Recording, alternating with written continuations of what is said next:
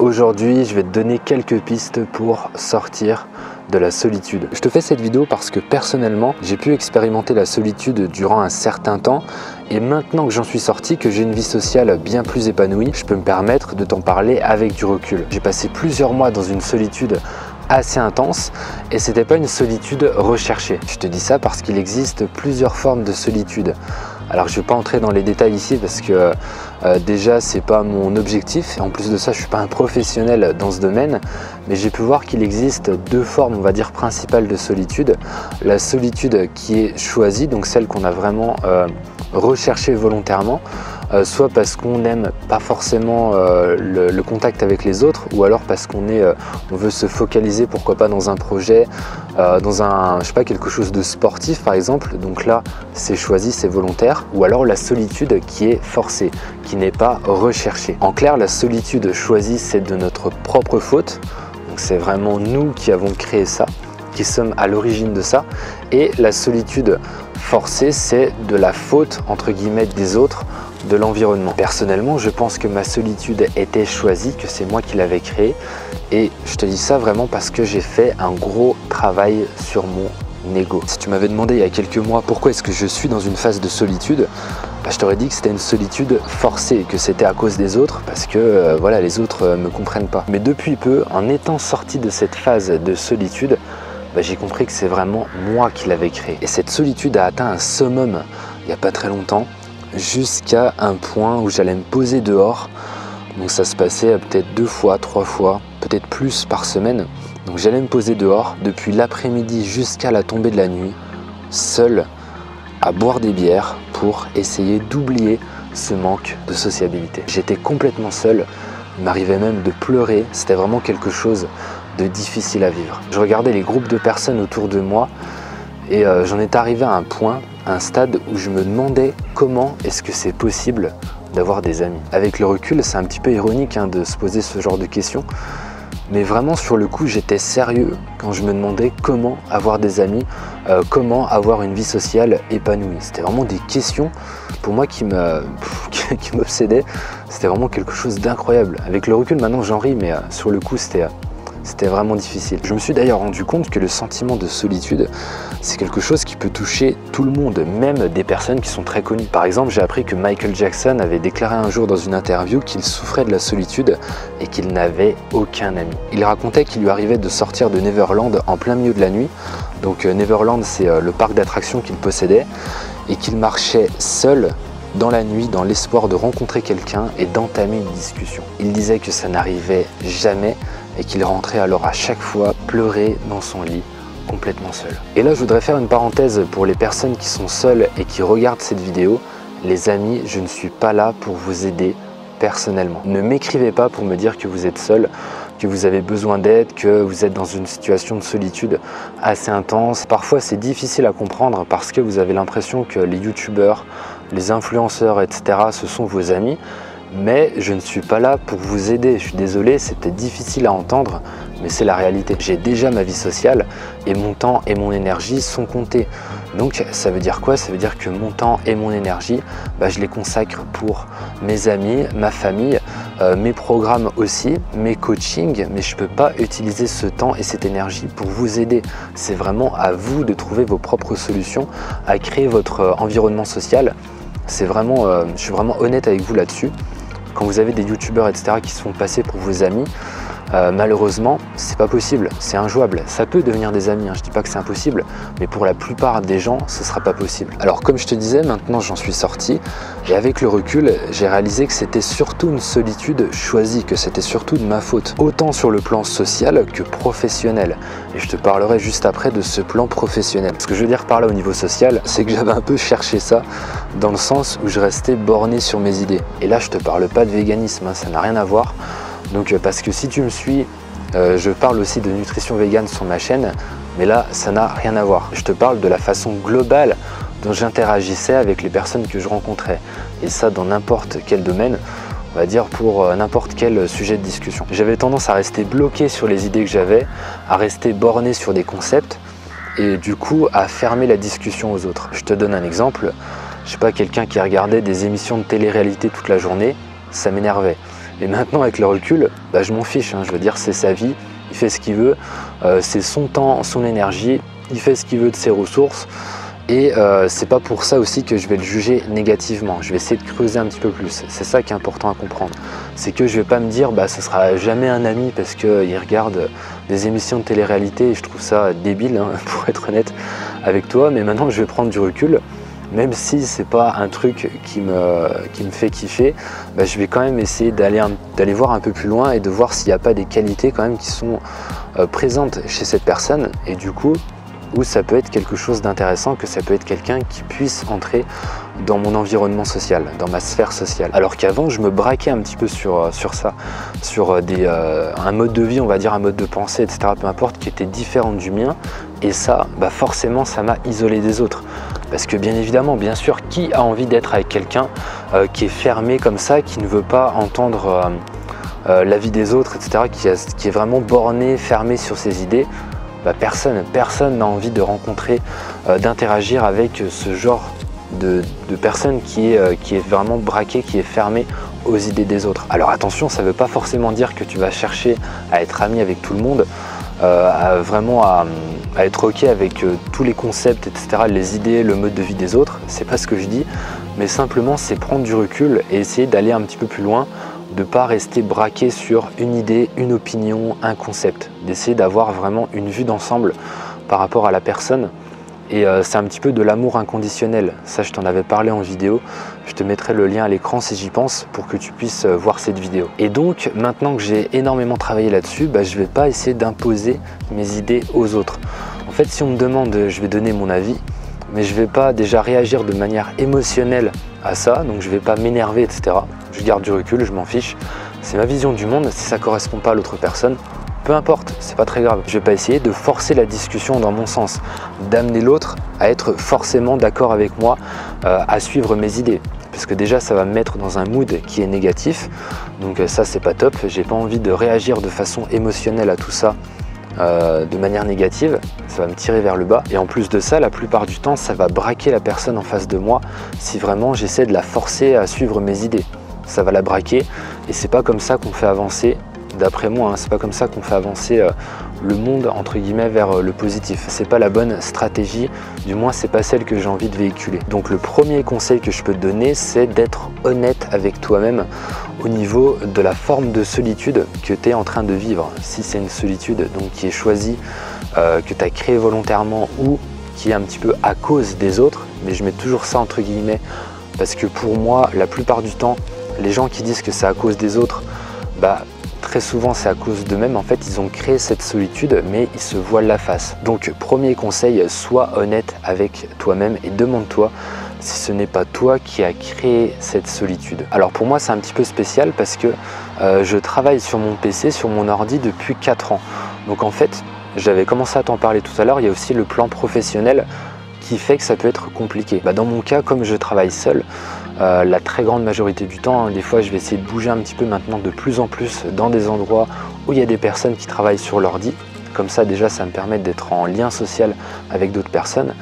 Et en plus de ça, je vais essayer d'ajouter aussi une activité professionnelle qui soit à mi-temps, etc. Où vraiment je suis dans un environnement social. Donc que ce soit en entreprise ou toujours de façon auto-entrepreneuriale, mais avec des gens autour. Par exemple du coaching sportif. Ça, je vais le mettre en place tôt ou tard. Donc voilà, c'est te demander vraiment tout ça. Et donc ce que j'allais te dire, c'est que pour moi c'est un petit peu compliqué par rapport à ça. Je me disais c'est parce que en fait je travaille comme ça, c'est logique du coup que j'ai pas de lien social. Mais en prenant du recul, je me rends compte que c'est moi qui ai choisi ça, c'est moi qui ai choisi de travailler sur le PC. Donc je suis responsable de tout ça. Et ça, c'est vraiment des questions que tu peux te poser. C'est est-ce que je suis responsable de ça sur le plan professionnel? Si tu es auto-entrepreneur, si tu travailles seul, si tu es artisan, etc., artiste, peu importe, tu es un petit peu responsable de tout ça. C'est toi qui as choisi cette vocation, donc tu es responsable de ce manque de sociabilité au niveau professionnel. En soi, ça me plaît de travailler seul, mais parce que maintenant, j'arrive à trouver cet équilibre entre la solitude vraiment que j'ai choisi, travailler seul, et à côté, le lien social. Il y a vraiment cet équilibre maintenant entre les deux qui est présent dans ma vie et qui fait que je peux apprécier la solitude autant que j'apprécie et que j'ai à côté cette vie sociale. C'est extrêmement important que tu comprennes que l'équilibre doit être présent. On est tous des êtres sociaux.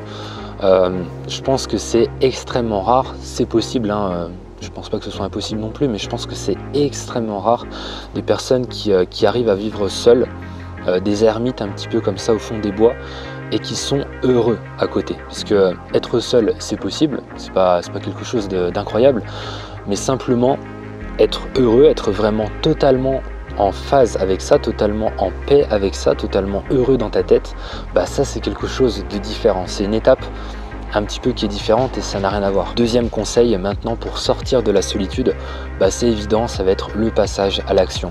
C'est obligatoire. Tu ne peux pas continuer à, il va falloir faire des changements dans ta vie, c'est évident. Si ta vie ne va pas actuellement, s'il y a un problème, que ce soit n'importe quoi, hein, là aujourd'hui je te parle de solitude, mais ça peut être n'importe quoi, je sais pas, t'es en manque d'énergie, bah, il va falloir appliquer des changements, c'est évident. Il va falloir changer ton mode de vie. C'est capital vraiment que tu gardes en tête, que tu restes net là-dessus. Ta vie sociale est le résultat de ton mode de vie. Donc du coup, bah, faire plus de sorties, vraiment faire en sorte de changer ton quotidien, changer tes trajets, changer où tu fréquentes tes vendredis soirs, tes samedis soirs, peu importe. Mais vraiment faire des changements dans ta vie. Alors il se peut que tu me dises « Ouais mais ça coûte cher de sortir le week-end, etc. Les sorties ça coûte cher ». Bah écoute bien ce que je vais te dire parce que ça peut te faire vraiment réfléchir et relativiser. Tout est une question de priorité. Et ta priorité, ça peut être autant la santé physique que la santé mentale. Je vais m'expliquer, tu vas comprendre tout de suite. Donc la santé physique, ça peut être atteint avec le sport, avec l'alimentation, etc. C'est l'investissement que tu vas mettre en termes d'énergie et d'argent dans tout ce qui est personnel, le sport, la nutrition, etc., etc. La santé mentale, quand tu prends un petit peu de recul, donc c'est lié aussi hein, au sport, à la nutrition, et bien sûr ça va faire du bien au mental, mais il y a aussi et surtout ce qui se passe au niveau social. Donc ta priorité, ce que tu vas mettre en termes de temps et d'argent au niveau social. En fait aujourd'hui quand tu regardes, on vit dans une société où quand tu vas passer du temps, quand tu vas investir au niveau social avec des amis, bah, la plupart du temps ça va être pour aller boire un coup, aller manger une pizza, aller manger un burger, etc. Peu importe, on va dire c'est quelque chose qui va être là pour lâcher du lest, pour lâcher prise un petit peu, pour vraiment se faire du bien. C'est comme ça, c'est tout, c'est comme ça que ça fonctionne. Dans notre société aujourd'hui qui est hyper stressante, les activités qu'on va faire en extérieur, etc. ça va être pour lâcher du lest, pour relâcher la pression. Alors je sais, hein, c'est pas forcément quelque chose qui te fait plaisir à entendre, mais c'est comme ça. Parce qu'il se peut que tu me dises ouais mais c'est pas normal, on devrait pouvoir prendre du plaisir en allant manger des graines germées. Bah ouais, mais non, malheureusement on s'en fout, c'est pas comme ça que ça fonctionne. La plupart des gens sont malheureux et ont besoin du coup de lâcher prise, de lâcher de la pression. Et d'ailleurs bah, c'est bien aussi quelque part, hein. Moi personnellement ça me fait du bien d'aller boire une bière avec des amis, je vais pas dire le contraire, ça me fait vraiment du bien.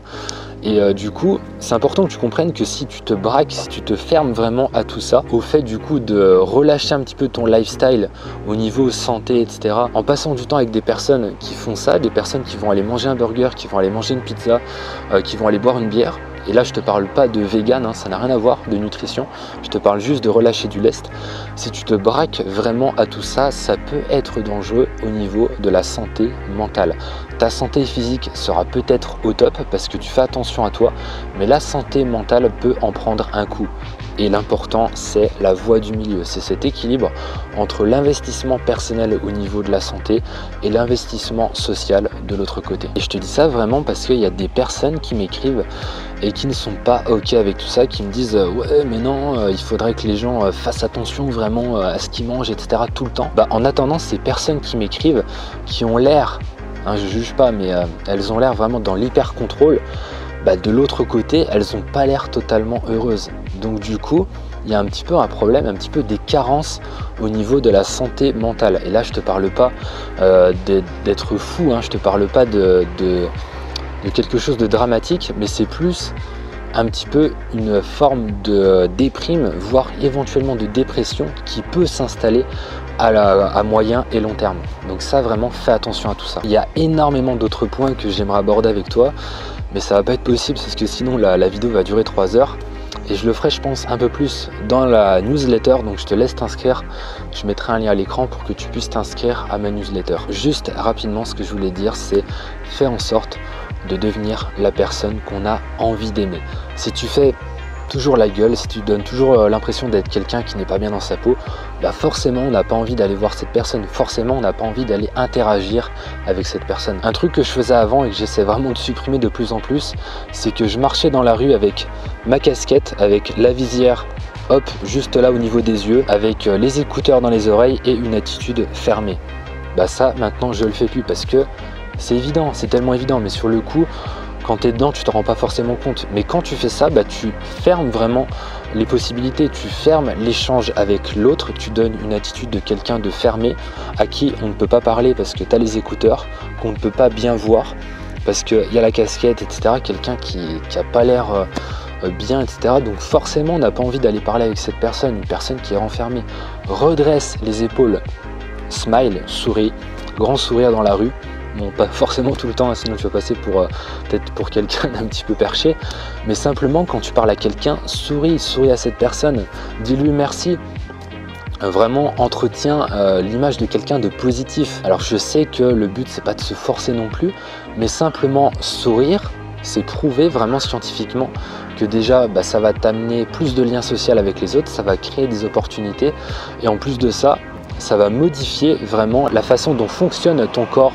Au niveau hormonal, c'est prouvé, le fait de sourire, ça active des choses en toi, dans ton organisme et ça t'incite petit à petit à devenir de plus en plus positif. Donc en résumé, pour cette vidéo, les conseils que je vais te donner, ça va être premièrement être honnête avec toi-même. Est-ce que tu n'es pas responsable de cette solitude? C'est important vraiment de garder du recul et de ne pas te voiler la face, de rester vraiment le plus honnête possible avec ça. Ensuite, deuxième conseil, passage à l'action, change ton mode de vie, inscris-toi à des ateliers, inscris-toi à des conférences, prends les transports en commun, fais en sorte de te retrouver le plus possible dans des endroits publics. À la limite, fais-toi un défi Yes Man, je sais pas si tu connais, mais c'est un film avec Jim Carrey.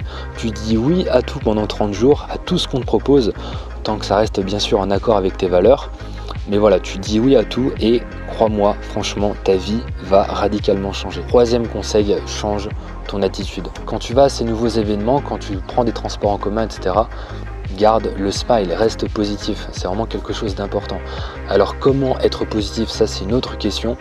Vraiment inclure des activités comme par exemple la méditation, la marche dans la nature, etc. Plein de choses comme ça, ça peut t'aider à être heureux et à être vraiment totalement heureux, en paix avec ça. Parce qu'encore une fois, l'idée c'est pas de mentir à ton environnement, aux gens que tu rencontres, c'est être vraiment heureux parce que tu es heureux, mais prends conscience de ça. Si tu n'es pas heureux, ça va être difficile de rencontrer des gens et d'entretenir ce lien par la suite. Enlève tes écouteurs, enlève ta casquette, souris aux gens, redresse tes épaules, sois quelqu'un qui donne envie qu'on lui parle, qui donne vraiment confiance, à qui on a envie d'investir du temps et de l'argent et de l'énergie et ce que tu veux, qu'on a vraiment envie d'aborder, qu'on se dise waouh, mais cette personne est vraiment géniale, elle est inspirante, elle est tout le temps en train de sourire, etc. Bah forcément on a envie d'aller voir cette personne, on a envie de passer du temps, etc. avec cette personne. Je te laisse rejoindre la newsletter en cliquant sur la vignette qui va apparaître, avec aussi le guide gratuit Objectif Zen et Heureux.